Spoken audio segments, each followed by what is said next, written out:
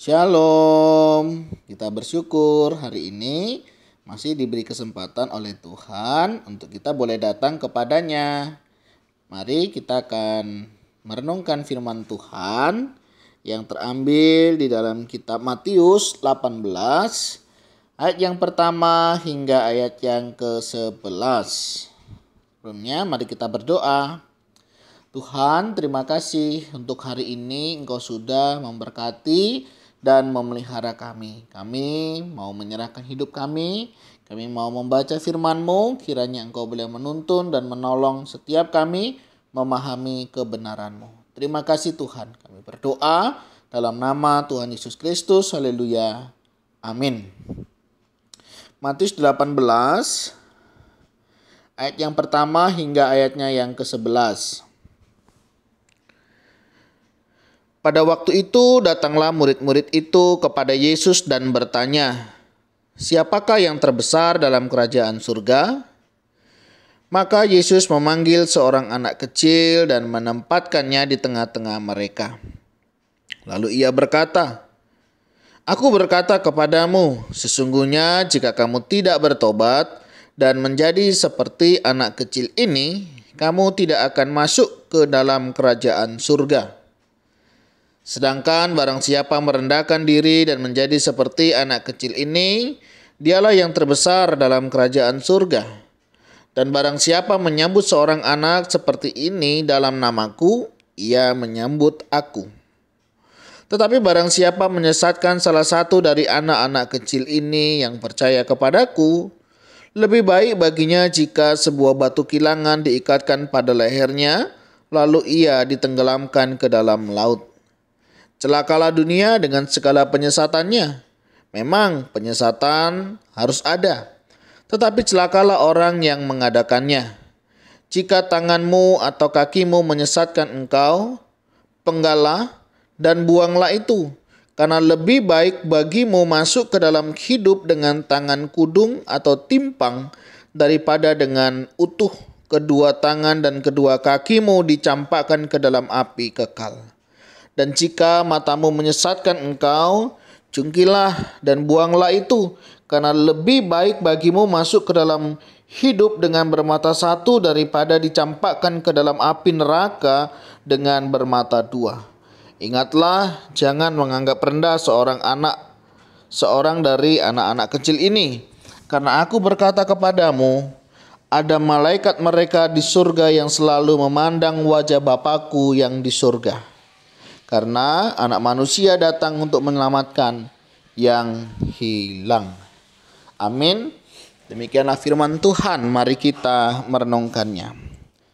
Saudara yang dikasihi dan mengasihi Tuhan, hari-hari ini banyak orang membicarakan tentang surga.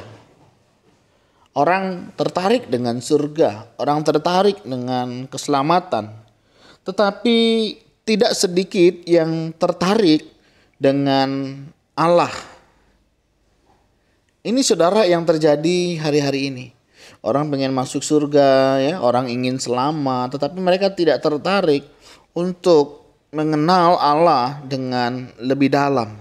Sehingga alhasil saudara upayanya hanya kembali kepada pemikirannya, kembali kepada dirinya sendiri.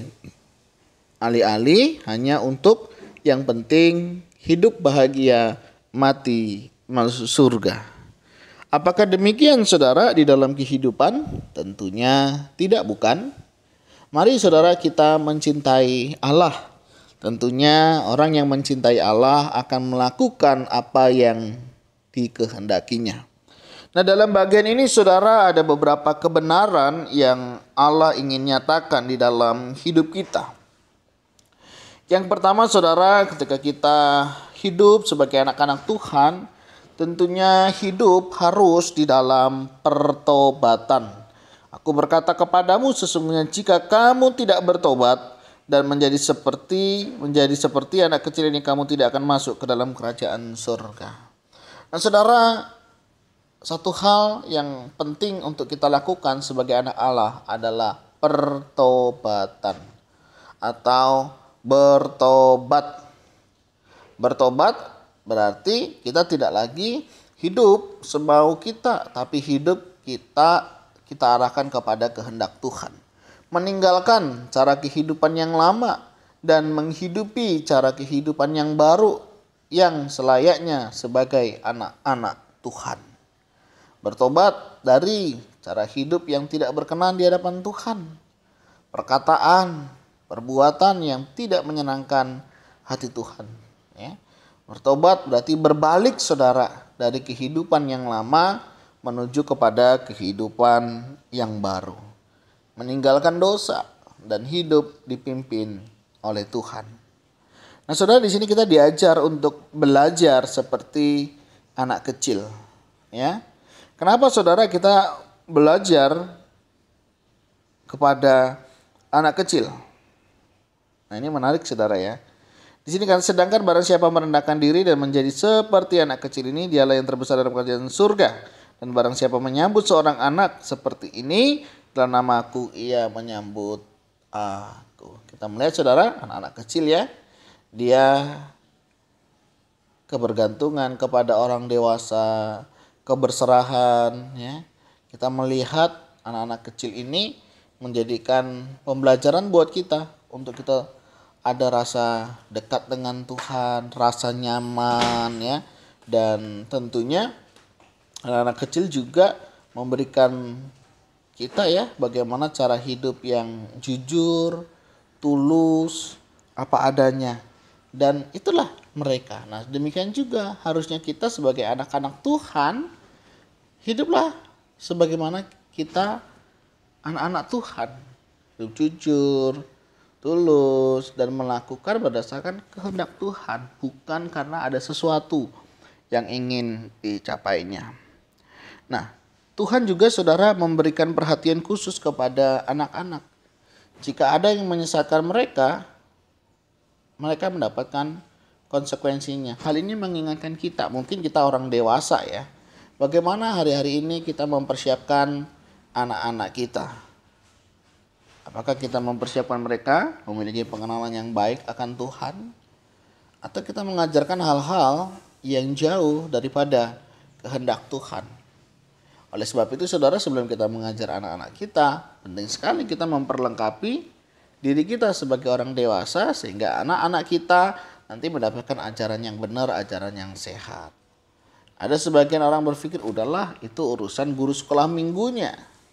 Tidak demikian saudara, karena kita diingatkan dengan skema ya, bagaimana kita orang tua diajarkan untuk berulang-ulang mengajarkan kepada anak-anak kita. Sehingga anak-anak kita tahu, mengerti, mengingat apa yang menjadi pesan Tuhan di dalam hidup mereka. Apa yang menjadi pembelajaran kita hari ini? Menjadi studi pribadi kita, mari saudara kita sebagai orang dewasa, sudahkah kita menjadi orang dewasa yang bertanggung jawab dengan iman kita? Sudahkah kita menunjukkan buah pertobatan sebagai anak-anak Tuhan yang sudah dewasa? Yang kedua, tanggung jawab kita kepada anak-anak kita mendidik, mengarahkan mereka untuk hidup sesuai dengan firman Tuhan yang tentunya tidak lupa dengan kita memberikan teladan kepada mereka. Nah saudara, mari kita terus belajar melakukan apa yang Tuhan kehendaki sehingga dalam hidup kita senantiasa menyenangkan hati Tuhan. Mari kita berdoa. Tuhan, terima kasih. Kami bersyukur hari ini kami boleh diingatkan kembali akan tanggung jawab kami sebagai orang dewasa untuk kami boleh menunjukkan pertobatan kami melalui sikap hidup kami di dalam kehidupan kami hari lepas hari, dan mengingatkan kami bagaimana kami menjadi orang dewasa, orang tua yang memiliki tanggung jawab memberikan pengajaran yang sehat kepada anak-anak yang Tuhan percayakan, kepada orang-orang yang Tuhan pertemukan kepada kami, untuk mereka boleh mengalami kasih dan anugerah Tuhan. Terima kasih Tuhan untuk berkat-Mu. Berkati setiap jemaat-Mu yang hari ini dalam aktivitas, dalam pekerjaan, pergumulan yang mereka hadapi. Kiranya senantiasa mereka hidup dalam kasih dan anugerah-Mu. Mohon berkat-Mu atas setiap kami, dan kami serahkan hidup kami selanjutnya ke dalam tangan-Mu. Di dalam nama Tuhan Yesus Kristus Kami berdoa, kami mengucap syukur. Haleluya. Amin.